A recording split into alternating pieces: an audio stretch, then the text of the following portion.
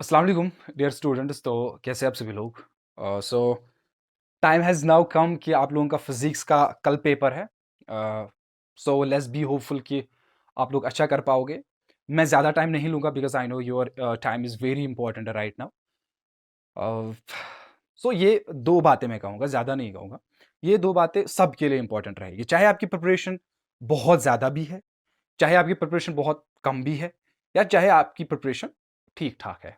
ठीक है, सो तीनों सिचुएशंस में चाहे कोई भी स्टूडेंट इस टाइम इसको सुन रहा है, उसके लिए कुछ सजेशंस बहुत ज्यादा इंपॉर्टेंट रहेगी। ठीक है, ओके। सबसे पहले इंपॉर्टेंट सजेशन ये है कि जो ही आपका एग्जाम में ना क्वेश्चन होगा, उसको क्या कैसे डील करना है आपको। आप ये मत एक्सपेक्ट कर लेना कि जो एग्जामिनर है वो आपसे 100% आंसर मांग रहा है।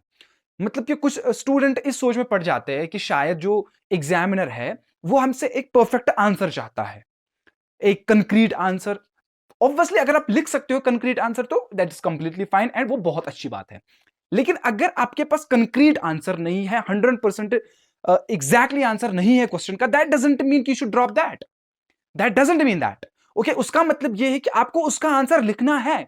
जितना आपको आता है लिखो, डरना नहीं है लिखने से।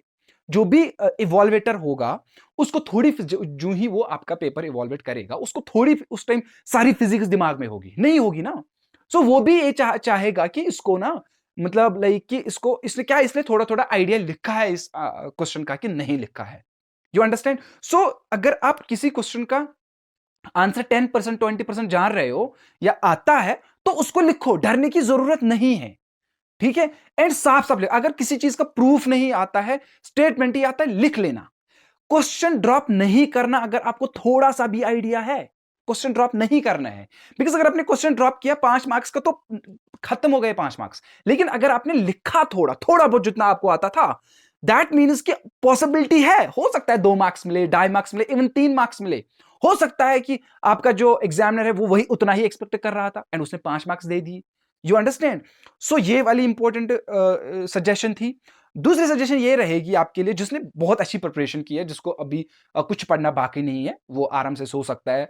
10 बजे, 11 बजे, 12 बजे, जितने बजे सोना है तो सो जाए। ठीक है, लेकिन जिसकी प्रिपरेशन नहीं है, जिसको लग रहा है कि नहीं यार, I am still not confident, मैं कॉन्फिडेंट नहीं हूं, मुझे अभी 1-2 चैप्टर्स पढ़ने बाकी है, मुझे बहुत सारे क्वेश्चंस करने बाकी है, मुझे किसी चैप्टर का रिवीजन बाकी है।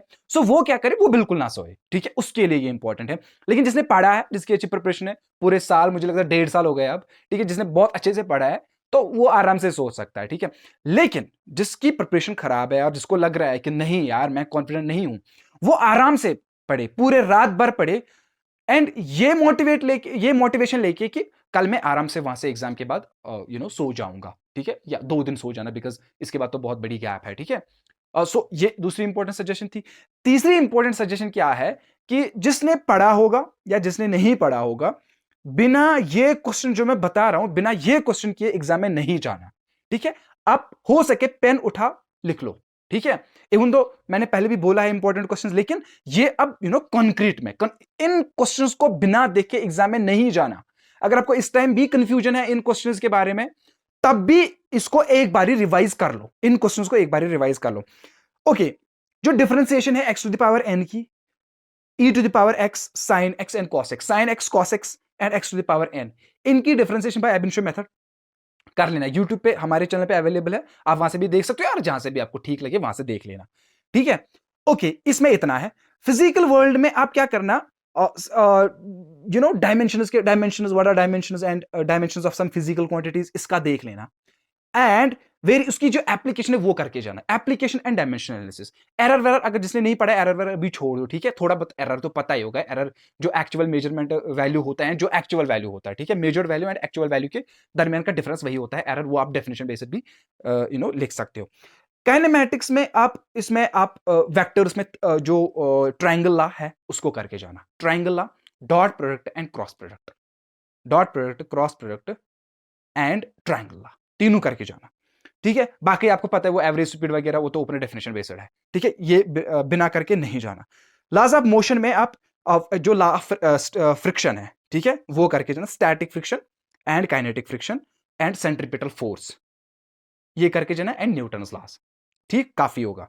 सो वर्क एनर्जी में वर्क एनर्जी जो वर्क एनर्जी थ्योरम है वो भी करके जाना। Work energy theorem very important है, ठीक, वो करके जाना। And concept of potential energy भी करके जाना। जो motion of particles and rigid body, उसमें तो ऑब्वियसली 1000 बार बोल चुका हूं। सेंटर ऑफ मास का idea, parallel axis theorem, perpendicular axis theorem, radius of gyration, ठीक है। तो ये दोनों का प्रूफ भी है, तो वो करके जाना आराम से, इसमें इतना काफी है। न्यूटन लॉ ऑफ ग्रेविटेशन में ग्रेविटेशनल लॉ जो भी न्यूटन का है, जो केपलर के लॉज है वो करके जाना। एंड फिर escape speed and orbital speed, ठीक है, ये कर लेना। प्रॉपर्टीज ऑफ बल्क मैटर में आप क्या कर लेना, हुक्स लॉ कर लेना, ठीक है। एंड जो पास्कल्स लॉ है, पास्कल्स लॉ कर लेना। एंड उसकी application, Pascal's law and application hydraulic lift वगैरह है जो, ठीक है। एंड आप क्या कर लेना फिर, आप उसके बाद Bernoulli and its application, Pascal's law and its application, Bernoulli and its application. And जो उसके बाद है, उसमें आप सरफेस टेंशन के बारे में, जो सरफेस टेंशन के बारे में पढ़ लेना। And okay, Newton's law of cooling, उसके बाद है न्यूटन्स लॉ ऑफ कूलिंग, वो भी करके जाना। एंड जो वेज ऑफ हीट ट्रांसफर, ठीक है, heat transfer by conduction, convection and radiation, ये डेफिनेशन बेस्ड है तो वो भी कर लेना। थर्मोडायनेमिक्स में first law, second law and Carnot's engine, इतना काफी है। काइनेटिक थ्योरी में आपको पोस्टुलेट्स डेफिनेटली करने हैं, पोस्टुलेट्स अभी करके याद करके जाना, अभी कर लो इसके 10-12 पोस्टुलेट, 5-6 लिख देना काफी होगा, 5-6 लिख दो वो भी सही है, ठीक है। And Avogadro's number, mean free path, काफी होगा। ऑसिलेशन वेव्स, जो उसमें मैंने पिछले बारी गैस बोली थी इंपॉर्टेंट, वो देख लेना अभी एंड वो करके जाना, ठीक है। And longitudinal waves, transfer waves में लॉन्गिट्यूडनल वेव्स, ट्रांसवर्स वेव्स, वो करके जाना। एंड थोड़ा बीट्स के बारे में पढ़ लेना एंड डॉपलर इफेक्ट, इतना काफी होगा। ये क्वेश्चंस उनके लिए है जिनको इस टाइम ना काफी दिक्कत है, जिनको प्रेशर बहुत सारा है, वो अभी एक पूरी नाइट है, वो ये सारे क्वेश्चंस करे।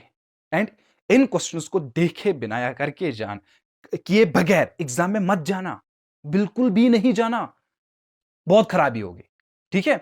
सो जिनकी प्रिपरेशन है तो ऑब्वियसली उनका क्या कहना, उनको तो पूरा पढ़ा ही होगा, तो उनके लिए तो कोई दिक्कत नहीं है। बाकी all the very best for your exams. मैं दुआ करूंगा कि आपको अल्लाह बहुत मदद करे इस एग्जाम में। ये भी इंपॉर्टेंट है, बहुत सारे कमेंट सेक्शन में डिस्कशन करते हैं कि ये एग्जाम्स इंपॉर्टेंट नहीं है। एग्जाम्स इंपॉर्टेंट होते, हर कोई एग्जाम इंपॉर्टेंट होता है। अगर आप अच्छा करोगे ना किसी एग्जाम में, उससे लाइफ में ना बूस्ट मिलता है, कॉन्फिडेंस मिलती है कि नहीं यार मैंने इस एग्जाम में फोड़ा है, मैं आगे जाके भी फोड़ लूंगा। अगर आपके एग्जाम में बहुत कम मार्क्स आ गए या खुदा ना करे कोई गड़बड़ हो गई, तो उससे क्या, उसका मतलब यही नहीं है कि आप आगे नहीं बढ़ पाओगे, बढ़ोगे आराम से, मे बी आप बहुत अच्छा कर पाओगे, लेकिन उससे क्या हो जाता है, थोड़ा कॉन्फिडेंस में प्रॉब्लम आ जाती है, कॉन्फिडेंस लैग कर जाता है इंसान। फिर लाइफ में ऐसा लगता है कि यार मैंने लाइक उस एग्जाम में खराब किया है, शायद I am not a good student यार, या शायद मैं अच्छा कर नहीं पाता हूँ एग्जाम में, उससे कॉन्फिडेंस में प्रॉब्लम आ जाती है। अदरवाइज सबको पता है यार 11th 12th के मार्क्स यार गिने नहीं जाते हैं, ठीक है। सो एंड हमेशा ध्यान रख लेना कि अब देखो ये एग्जाम होगा इंशाल्लाह, हमेशा ध्यान रख लेना पूरे साल ना, पूरे ईयर थोड़ा माइंड डेवलप करना चाहिए इंसान की, मुझे पूरे साल पढ़ना है, फिर आखिर में हो नहीं जाता है, 1-2 दिन में कुछ नहीं हो जाता। यहाँ पे रोटेशनल मैकेनिक्स में 4 दिन लगते हैं, फिर यू अंडरस्टैंड, 5 दिन लगते हैं रिवाइज करने में फिर। सो दैट इज वाई कि तो अपने आप में ना ये माइंड से डेवलप कर लो कि यार मुझे मुझे पूरे साल पढ़ना है, एंड मुझे अपने पेरेंट्स को प्राउड फील करना है, मुझे अपनी लाइफ बनानी है। क्योंकि आप लोगों ने अभी लाइफ देखी नहीं है ना, बहुत बहुत बहुत डिफिकल्ट लाइफ बन जाती है अगर इस स्टेज पे आप नहीं कर पाओगे कुछ, ठीक है। एक अपॉर्चुनिटी होती है अर्ली एज में सेटल होना, अर्ली एज में एक अच्छी लाइफ देख लेना, एंजॉय करना life, and at the same time professionally भी बहुत अच्छा होना, ये एक अपॉर्चुनिटी होती है, इसको मिस नहीं करना होता, इसके लिए खून पसीना एक कर लो, ठीक है। Okay, so do well your examination, positive mindset, that is all recommendation always has been the recommendation from this side कि पॉजिटिव माइंडसेट से अप्रोच करोगे तो इंशाल्लाह अल्लाह ताला मदद करेगा, ठीक है। टेंशन नहीं लेना, अभी दिमाग खाली खाली लग रहा होगा, दैट इज कंप्लीटली फाइन, ठीक है। All the very best for your tomorrow exams. Okay then, अल्लाह हाफिज।